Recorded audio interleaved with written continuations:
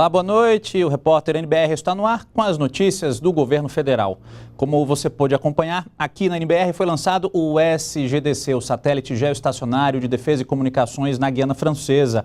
O presidente Michel Temer acompanhou o lançamento aqui em Brasília. E a gente vai ao vivo ao Palácio do Planalto conversar com o repórter Ney Pereira, que tem as informações para a gente. Ney, boa noite.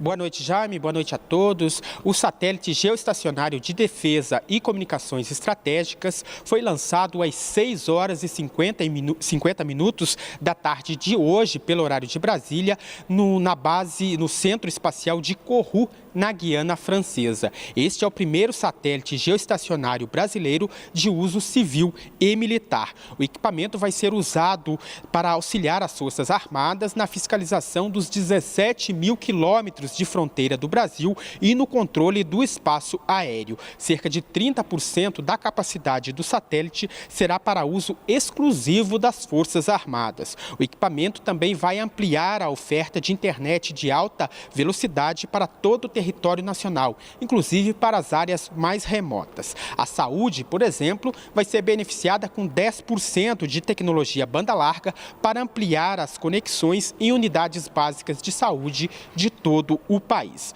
O satélite pesa quase 6 toneladas, tem 5 metros de altura e vai ficar posicionado a uma distância de 36 mil quilômetros da superfície da Terra, cobrindo todo o território nacional e o Oceano Atlântico. A capacidade de operação é de 18 anos. O projeto do satélite foi liderado pelo consórcio Visiona, formado por Telebrás e Embraer.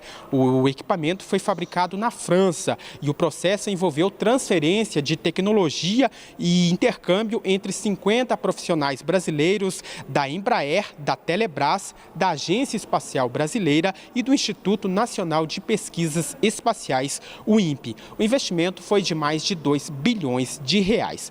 O presidente Michel Temer acompanhou o lançamento do satélite em tempo real, direto da sala de operações do Comando Aeroespacial aqui em Brasília. Ele falou da importância do equipamento para a melhoria da oferta de banda larga em todo o país. Vamos ouvi-lo.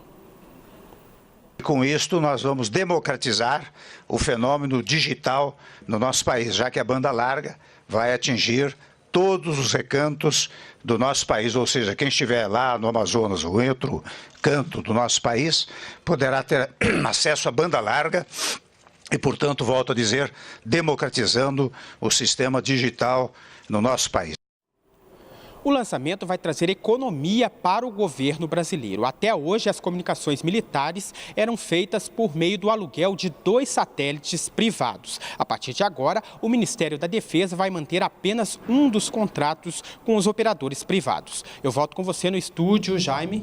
Ney Pereira, ao vivo do Palácio do Planalto. Obrigado, Ney, pelas informações. E o presidente Michel Temer também comemorou o lançamento do satélite em uma rede social. Temer disse que o lançamento foi um sucesso e que o satélite marca uma nova era de pesquisas, ciência, tecnologia, comunicações e defesa nacional. O presidente disse que é um grande momento para o país e que o satélite vai democratizar o acesso à tecnologia no Brasil. A proposta de reforma trabalhista já chegou ao Senado Federal após ser aprovada na semana passada pela Câmara dos Deputados. No Senado, o projeto vai ser analisado por 2 comissões, a de assuntos econômicos e a de assuntos sociais. E hoje, a reforma trabalhista foi tema de um debate em São Paulo. Estiveram presentes no debate representantes do governo federal, o relator do projeto, o deputado Rogério Marinho, um advogado, um juiz e um professor de economia. A importância da reforma trabalhista para adequar a legislação brasileira ao mercado atual foi um dos assuntos mais comentados no debate. A gente tem uma legislação trabalhista da década de 40. Isso não significa dizer que seja uma legislação ruim, muito pelo contrário. A CLT trouxe direitos importantíssimos para os nossos trabalhadores e todos eles estão sendo mantidos.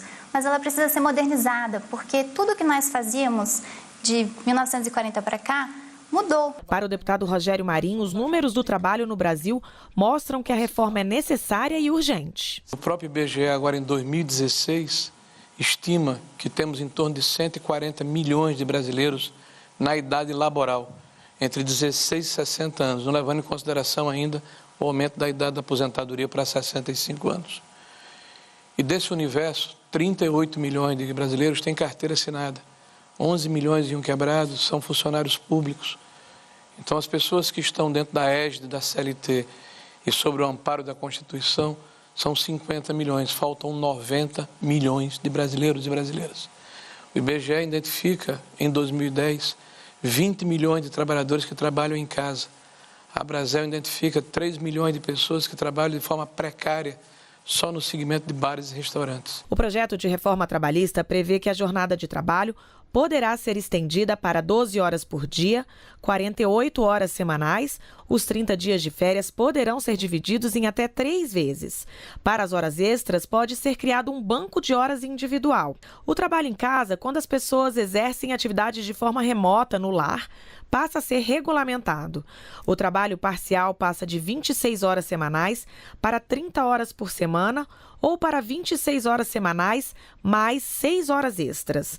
E o trabalho intermitente, que não é contínuo, vai ser ajustado com período, dias e horas acertadas entre patrões e empregados. Outro ponto abordado no debate foi a possibilidade de uma negociação mais ampla entre empregados e empregadores, o que diminuiria os processos trabalhistas. Esse mecanismo de melhor dar garantia jurídica ao que é negociado entre as partes, né?